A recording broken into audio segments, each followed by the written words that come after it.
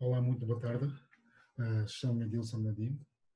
Sou estudante de Engenharia Civil do Instituto Superior de Engenharia de Coimbra, o ISEC. E, no entanto, venho por este meio ensinar-vos a fazer um cálculo automático de estruturas, isto é, no âmbito da disciplina de análise de estruturas. E que, no entanto, vou-vos explicar, vou criar assim aqui uma estrutura por mim inventada, e vou colocá-la no programa que vamos utilizar hoje, que é o F-Tools. F-Tools, que é um aplicativo, que é um programa muito pertinente em dias de hoje, para qualquer um que é engenheiro, que está na área de engenharia civil, pois ajuda a entender melhor e a compreender melhor os diversos aspectos que englobam a engenharia. E, portanto, como eu dizia, vamos, em primeiro passo, criar uma estrutura, e esta estrutura vai ser uma estrutura hiperestática. Porquê? Porque neste exercício temos como objetivo fazer o cálculo de uma estrutura hiperestática, que é uma estrutura que até então, no ensino em que estou baseado, em que estou formado, não possuímos capacidades para fazer o cálculo de uma estrutura hiperestática assim de forma direta. E, portanto, é daí que vamos hoje utilizar o aplicativo F-Tools para de modo poder resolver essa estrutura.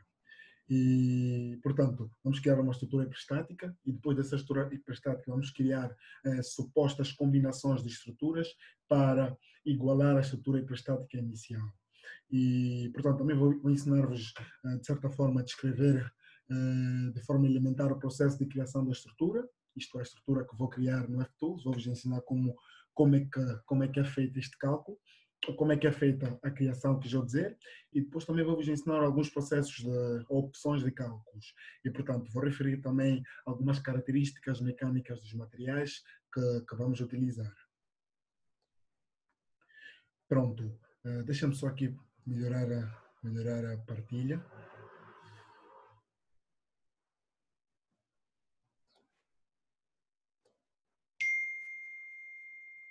Pronto, assim aqui temos aqui a nossa estrutura, a estrutura na qual eu optei por utilizar hoje para vos ensinar como resolver a estrutura hiperestática usando o aplicativo F-Tools e o método das forças, neste caso.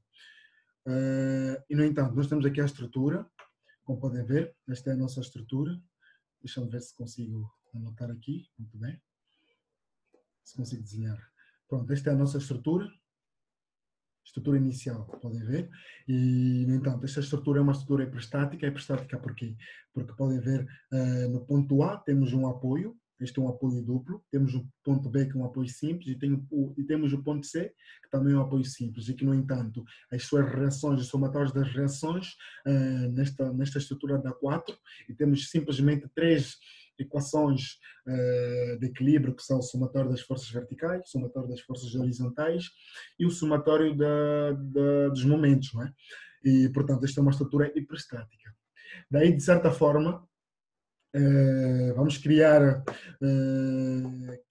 neste caso, esta estrutura aqui abaixo, tornei-la numa estrutura isostática, assim é que é, porque continuamos a ter os mesmos números de apoios, não retirei nenhum apoio, continuamos a ter os mesmos números de apoios, mas, no entanto, coloquei uma rótula para quê? Para criar uma terceira equação de equilíbrio, que é a equação na rótula, ou à direita ou à sua esquerda, não é? E que, portanto, o somatório aqui do cálculo da isostaticidade dá 0, e que, portanto, é uma estrutura isostática.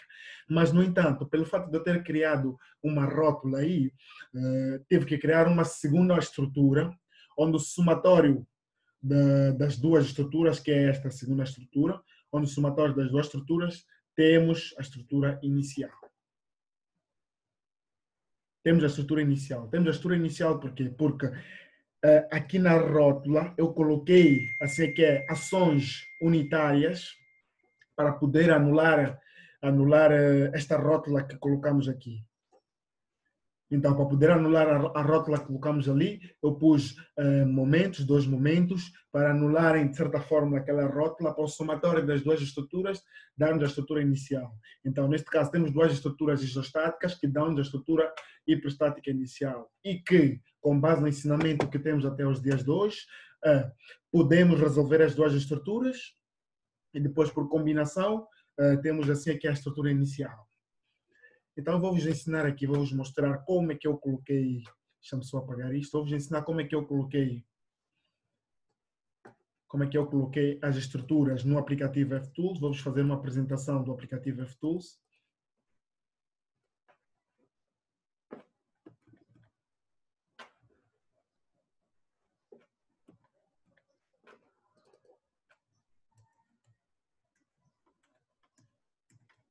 Pronto, aqui temos o aplicativo FTools. Apresento-vos aqui então, deixa-me só baixar aqui. Muito bem.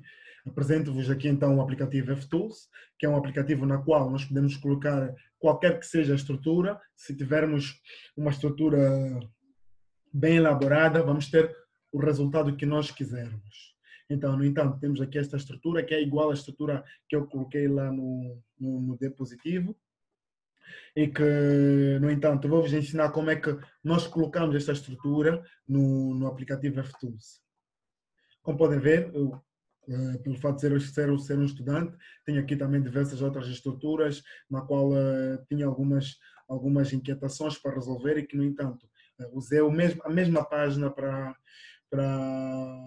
resolver os restantes exercícios que tive como dificuldade ou como objetivo resolver. Então, vou-vos ensinar assim aqui como colocar esta estrutura aqui no FTools e que, portanto, podem ver aqui do vosso lado, do nosso lado esquerdo, temos aqui as ferramentas na qual nós usamos para desenhar e, no entanto, eu cliquei aqui neste ponto, que é onde nós colocamos assim aqui as nossas linhas.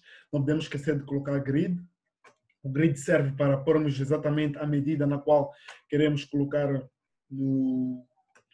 no nosso desenho, e que, portanto, é 8. E temos aqui, primeiramente, um vão de 8, não é? Então, temos o vão de 8. Depois temos um outro vão de 2, mais 2, não é? Então, aqui vou diminuir no eixo do X, vou colocar 2, que, portanto, agora vai passar de 2 em 2. Muito bem. Depois de colocarmos assim aqui a nossa linha, vamos colocar a nossa viga, não é? Vamos usar termos mais técnicos. A nossa viga. Então, vamos colocar assim aqui os apoios na viga. Temos aqui um apoio. Um minutinho. Pronto. Temos aqui um apoio duplo. Então, vamos colocar o apoio duplo.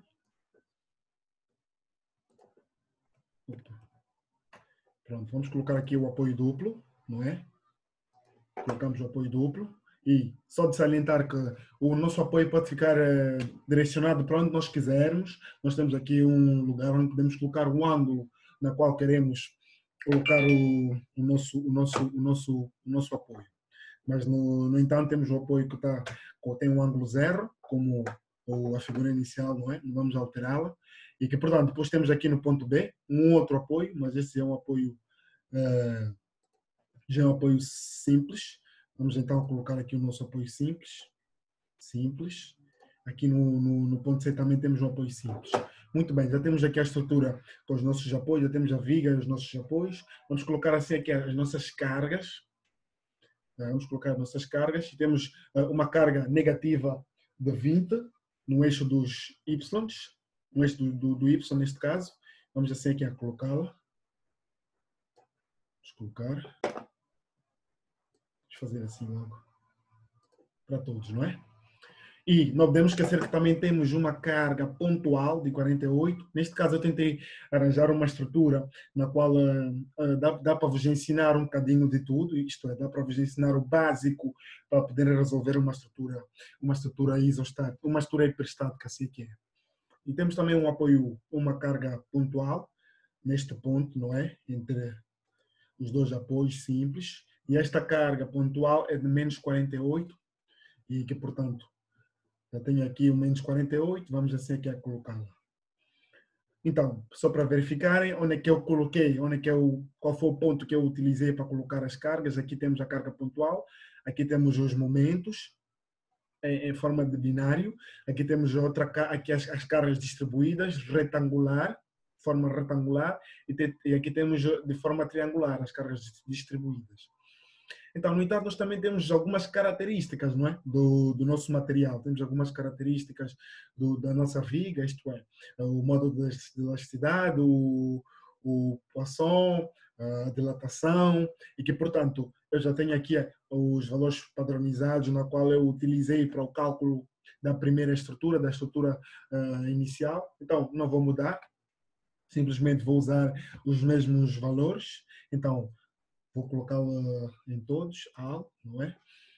E aqui também, aqui temos a nossa inércia, temos a nossa área da viga, mas, no entanto, salientar que esta é uma estrutura na qual é uma estrutura didática, não é uma estrutura real e que, portanto, os valores aqui foram arbitrados, não é? Muito bem, aqui também vou colocar para tudo. Pronto, então a estrutura está feita, temos aqui a estrutura que é igual a esta, não é? E que, no entanto, vamos assim que é verificar os seus gráficos, vamos olhar para o gráfico dos momentos, que é o pertinente neste momento, substituir, pronto, podem ver é igual, vamos ficar aqui com a nossa principal, não é? Temos aqui que é igual, e depois, no entanto, o mesmo foi feito para a estrutura isostática, que eu coloquei a rótula, simplesmente neste ponto, que é o ponto B, aumentei uma rótula, não é? Vou anotar aqui só para poderem entender melhor. Um minutinho, certo. Aqui foi o ponto onde difere da estrutura inicial, desta estrutura inicial. Então, temos aqui a estrutura isostática, com a carga distribuída, não é? E temos mais uma estrutura isostática com os nossos momentos para anular a rótula, onde o somatório das duas estruturas isostáticas da estrutura inicial, não é? Deixa eu só apagar o que anotei.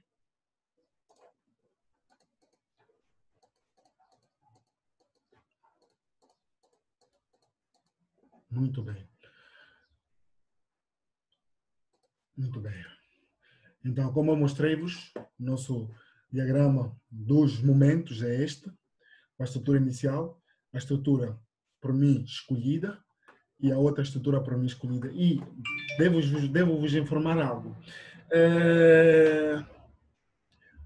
Eu optei, não é, por usar uma rótula para colocar a estrutura isostática, mas vocês poderiam usar um outro método qualquer, poderiam anular aquele uma das rótulas, um dos apoios, assim é que é, poderiam anular um dos apoios, mas salientar-vos algo, que se fossem anular, por exemplo, este apoio, o apoio no ponto B, o que aconteceria? Vocês iriam anular este apoio, mas vocês teriam que colocar uma força, ao invés na vossa ação, ao invés de ser momentos, deveria ser uma força que impunha novamente este apoio. Não sei se deu para entender, mas, no entanto, vocês têm que arranjar solução para colocar a estrutura tal e qual a estrutura inicial isostática, não é? Pronto, aqui é só para simplesmente fazer o zoom para perceber melhor os nossos diagramas, não é? Então, aqui temos o diagrama da deformada. Vou fazer um zoom aqui. Temos o diagrama da deformada, da estrutura inicial, não é? Aqui temos a estrutura por mim escolhida e a outra também por mim escolhida, que, no entanto, não é zero. Vou fazer um zoom aqui para poderem perceber que aqui os valores não são zero. Aqui os valores não são zero. Pronto. Vamos assim aqui a voltar para o nosso diapositivo. Muito bem. Pronto, então assim podem ver o nosso diagrama aqui que foi retirado do FTools, das três estruturas, não é? E depois aqui temos o outro diagrama que é da deformada. Temos o diagrama da deformada. Pronto. Então, o nosso objetivo neste exercício, não é? É calcular o momento fletor no apoio B. Vamos fazer assim que é o cálculo do momento fletor no apoio B. E para fazermos o cálculo do momento fletor no apoio B, vamos usar o método da descontinuidade e a fórmula do método das forças. Em que consiste o método da descontinuidade, da fórmula da descontinuidade? A fórmula da descontinuidade consiste em buscar os valores da rotação devido à ação unitária no ponto na qual nós queremos calcular o momento fletor ou o deslocamento, se for o caso, e vamos buscar à direita, à esquerda, devido à ação unitária, e o mesmo acontece devido à carga distribuída, né, da nossa estrutura. E vamos buscar esses valores no nosso apoio B, não é? E esses valores vamos buscar assim aqui no FTools, que foi o aplicativo utilizado para retirar os diagramas da deformada, que é onde vamos buscar a rotação.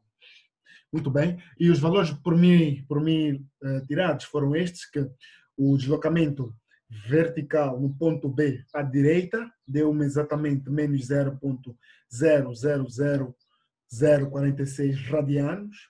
À esquerda, no ponto B, deu-me positivo de 0,00096. E que, portanto, a fórmula da descontinuidade baseia-se na diferença ou no cálculo da diferença dessas duas deslocações no ponto em causa. Então, podem ver, tivemos no ponto B à direita negativo e o ponto B à esquerda positivo. A diferença deu-nos 0 negativo, né? 0,00138 radianos. E o mesmo fazemos para devido à carga no apoio, né? Devido à carga distribuída no apoio, tal e qual. Então, podemos ir para o nosso FTools, só para vos mostrar como retirei a CQ os valores. Então, este é o gráfico. Vamos aqui anotar. Vamos colocar aqui. Pronto. Este é o nosso gráfico, ou o nosso diagrama devido às cargas distribuídas, não é? Este é devido às cargas distribuídas.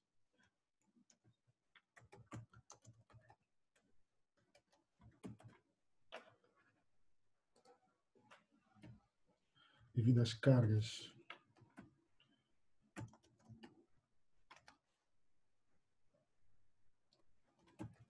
Devido às cargas distribuídas.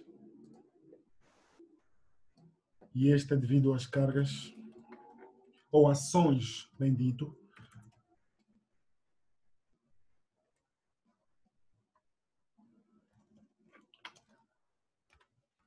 ações genitárias.